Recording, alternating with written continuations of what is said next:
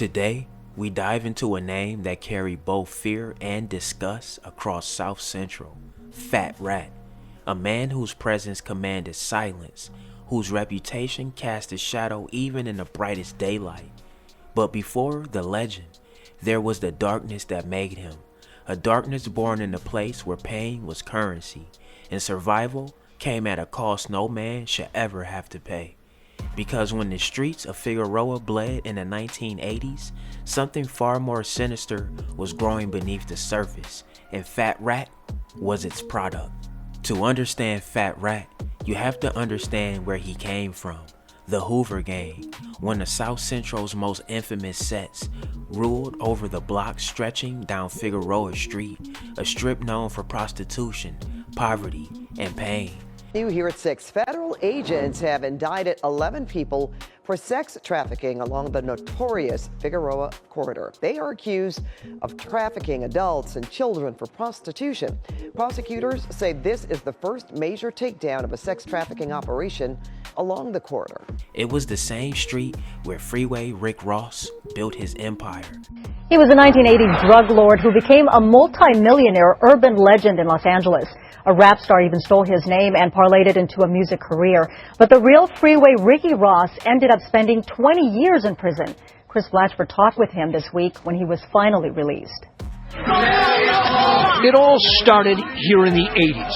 A loose network of gangsters selling his crack cocaine, relishing in the bling and bucks.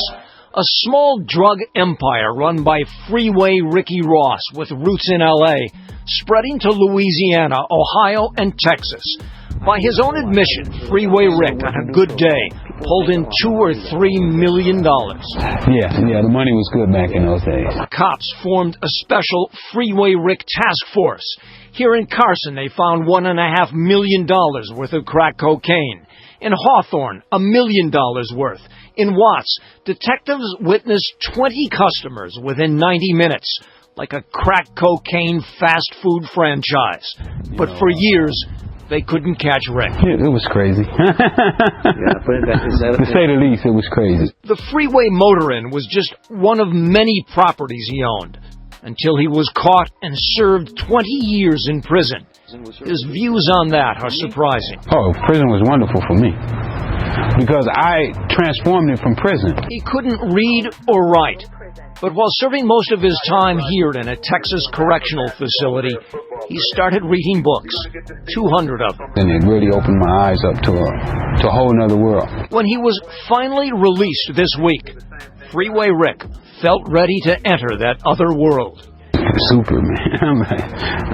I'm ready to go. I'm amped. I feel sky's the limits, Rick insists he was never a gangster, just a hustler, a streetwise entrepreneur. And already he has a deal with Sacred Cow Productions for a reality show. Join us on A Year with Freeway Ricky Ross. He's been featured on BET and has written his autobiography. He's pitching a movie on his life and a record label of his own. His image commands the cover on several magazines. He has a blog, a social networking site, and is even trying to Twitter his way back into big business. I'm going to do it again. Yeah. But legally this time, without the drugs. Yeah. In his heyday, Ross was known for insulating himself behind a wall of drug-dealing lieutenants, making him hard to catch.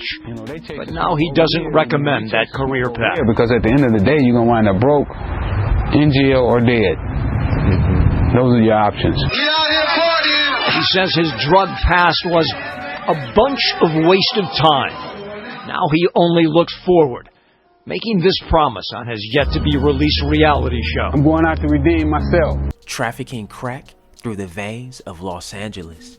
But the real tragedy wasn't in the dope. It was in what it did to the people. Mothers selling their own children for one more hit. Children abandoned, abused, and left to find family in the same streets that destroyed their homes. Many of those broken children will one day grow up to become Hoovers themselves, and among them, Ray Davis, better known as Fat Rat. In the yard, he was impossible to ignore. Big stomach, broad shoulders, powerful arms, dark-skinned with a long, greasy perm that swung when he laughed or when he snapped. To his homies, he was a cool dude. To his enemies, a nightmare. But behind that laughter, there were whispers, rumors that Fat Rat himself had been molested as a child, that the violence he carried wasn't just a weapon, it was a reflection.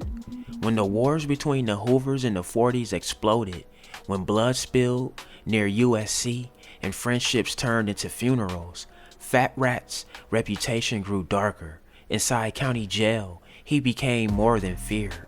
He became infamous. Behind those bars, Fat Rat wasn't just fighting with enemies, he was violating them. One of the most disturbing stories comes from Monsters Cody's book, an account many still debate, but few dare to repeat. It tells of an inmate named BT, a member of the East Coast Crips, a man who refused to fight during a riot and paid a price worse than death. When BT was placed in a cell with Fat Rat, the atmosphere changed. The silence was heavy, the kind that makes your skin crawl. Fat Rat had found his next victim. The rest of the story is a descent into horror. After beating, a humiliation, a man stripped not of his clothes, but of his humanity. Some say Monster Cody stopped Fat Rat before things went further. Others claim the story was altered, that Fat Rat and Cody both took part, and the book was his attempt to rewrite history. No one really knows what happened in that cell, but what came after left scars that would last decades. From that point on, the name Fat Rat meant domination through fear. It said he preyed on the weak, young homies, inmates, even friends, breaking them to prove his control. Those who crossed him were humiliated, beaten, and worse. Those who stayed silent survived. But what makes his story even darker is that the cycle never stopped. Reports surfaced of dozens of victims, young Hoovers who were allegedly assaulted before being put on the set. Many of them never spoke up, trapped between loyalty and trauma. Because in the gang world, admitting you were a victim wasn't just shame, it was death. Years later, the same fear that kept Fat Rat safe would turn on him. He was arrested, not for a shooting, not for drugs, but for sexual assault. Authorities claimed he took photos of his victims and used them for extortion. One of those victims reportedly paid to retrieve the pictures and handed them straight to the police. That was the end. Fat Rat was sentenced to life. But even behind bars, his story didn't fade, because it wasn't just about him. It was about what he represented. The dark truth hidden inside a world built on loyalty, violence, and silence. The story of Fat Rat isn't just a crime story.